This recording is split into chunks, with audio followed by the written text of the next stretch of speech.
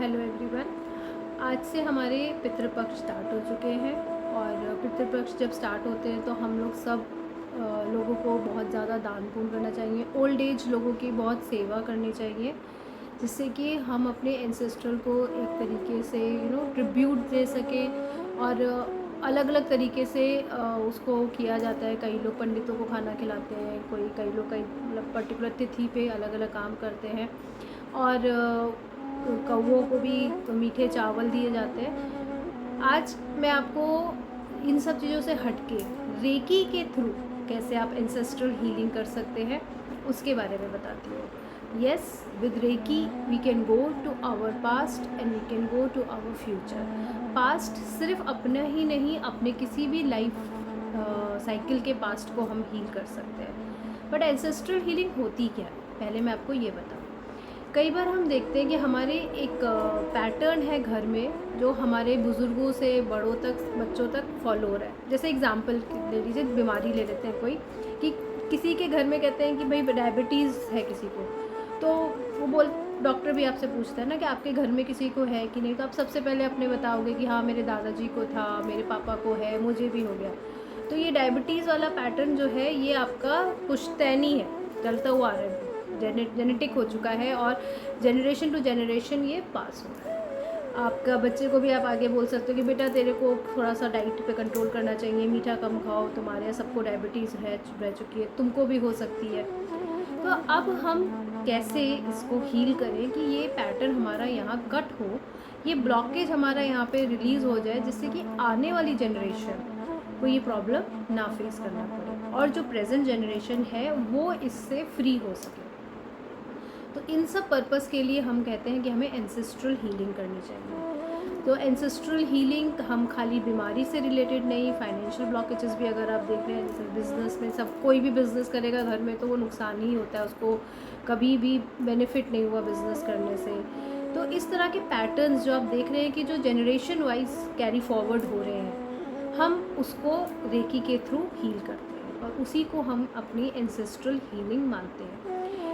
वैसे रेकी किसी रिलीजन से कनेक्टेड नहीं होती, तो हम उसको किसी भी टाइम से नहीं बांधना चाहते हैं कि हम एंसेस्ट्रल हीलिंग खाली पितृपक्ष में ही करें। नहीं, आप पूरे साल में कभी भी कर सकते हैं। बट क्योंकि ये अच्छा टाइम, ऐसा फेज स्टार्ट हुआ है, एंसेस्ट्रल पीरियड है ये अभी और पितृपक्ष का टाइम स्टार्ट हो गया, इसलिए मुझे लगा कि मैं इस टाइम पे आप लोग को गाइड करूं कि हम एंसेस्ट्रल हीलिंग्स भी कर सकते हैं रेकी के थ्रू। और ये अच्छा टाइम है, आप स्टार्ट कर सकते हैं अभी से हील करना। अब आपको करना क्या होगा, देखिए, इसके लिए सबसे इम्पॉर्टेंट ये है कि सबसे पहले आपको रेकी आनी चाहिए। मैं फिर आप सबसे रिक्वेस्ट करती हूँ कि ज़रूर सीखिए, क्योंकि आप मेरे वीडियो के थ्रू देख पा रहे होंगे कि हम कितनी सारी चीज़ों को, कितने सारे फील्ड्स में हम हीलिंग्स देके उसको आप अपने आप को या अपने नियर एंड डियर वंस को हेल्प कर सकते हैं। सो एंसेस्ट्रल हीलिंग के लिए भी हमें एटलीस्ट लेवल 2 हमें आना चाहिए, जिससे हम थोड़े सिम्बल्स को समझ सकें, कनेक्ट कर सकें। सबसे पहले हम रेकी ऊर्जा को कॉल करेंगे, अपने हाथों को शुद्ध और चार्ज करेंगे, चौकुरे सिम्बल्स डालेंगे, सहकी डालेंगे, हॉन्शा जशुनैन डाल के अपने हैंड्स पे अपनी रेकी ऊर्जा को एक्टिवेट करेंगे। जो भी प्रोसीजर आपने सीखा है या आपके गुरु ने सिखाया है उसको आप फॉलो कर सकते हैं। उसके बाद आपको कम से कम 5-10 मिनट्स की मेडिटेशन करनी है, जिसमें आप चाहे ओम का उच्चारण कर लीजिए या आप अपने आप को एक रेकी फील्ड में समझ लीजिए कि आप एक शील्ड के अंदर हैं और आप प्रोटेक्शन शील्ड में हैं। And you can just give your self 5 minutes of meditation when you start any type of healings. फिर आपको इमेजिन करना है कि आपके एंसेस्ट्रल्स वहाँ पे मौजूद हैं, जिनसे भी आप कनेक्ट कर पा रहे हैं, आपके दादाजी, दादी जी, पापा, मम्मी, चाचा, बुआ, फूफा, जो भी आपको लगता है, जो भी रिकॉल कर पा रहे हैं आप उनको, आप इमेजिन करिए कि वो आपके आसपास यहाँ पर है। आप हॉन्शा जशुनैन से, डिस्टेंस सिंबल से भी आप उनसे कनेक्ट कर सकते हैं। तो आप हॉन्शा जशुनैन से भी अपने जो भी दादाजी, पापा जी, जो भी नाम है जिनके भी आपको याद है, आप उनसे हॉन्शा जशुनैन से कनेक्ट कर लीजिए और इमेजिन करिए कि वो आपके पास में ही बैठे हुए हैं या आपके साथ में खड़े हुए हैं। फिर विजुलाइज़ करिए कि आप सब ने एक दूसरे का हाथ पकड़ा हुआ है, एक सर्कल बन गया है। और फिर आप रेकी ऊर्जा को, डिवाइन को, रेकी गुरुओं को, एंजल्स को, सबको कॉल करिए और उनकी ब्लेसिंग्स लीजिए। इमेजिन करिए कि आप सब लोग एक वाइट कलर की शील्ड में हैं और उस समय आपको ये रिक्वेस्ट करनी है कि आपके एंसेस्ट्रल्स के थ्रू जो भी उनके अंदर ब्लॉकेजेस थे या आपके अंदर वो ब्लॉकेजेस आ गए हैं, वो आज इस रे की ऊर्जा से रिलीज़ हो रहे हैं। और उन सब जगह पे अगर एक ही पॉइंट को पहले लेके चलिए, मैं कहती हूँ अगर हेल्थ का है तो कोई पर्टिकुलर डिजीज़ है या फाइनेंसेस है तो सिर्फ फाइनेंसेस के बारे में सोचिए और विजुलाइज करिए कि वो ब्लॉकेजेस रिलीज़ हो रहे हैं आपकी बॉडी से, आपके एंसेस्ट्रल्स की बॉडी से, सारे वो ब्लॉकेजेस रिलीज़ हो रहे हैं। और फिर एंड में एक बहुत ही अच्छा गोल्डन कलर की लाइट उन सब पे आ रही है। सब लोग बहुत रिलैक्स्ड फील कर रहे हैं, खुश हैं।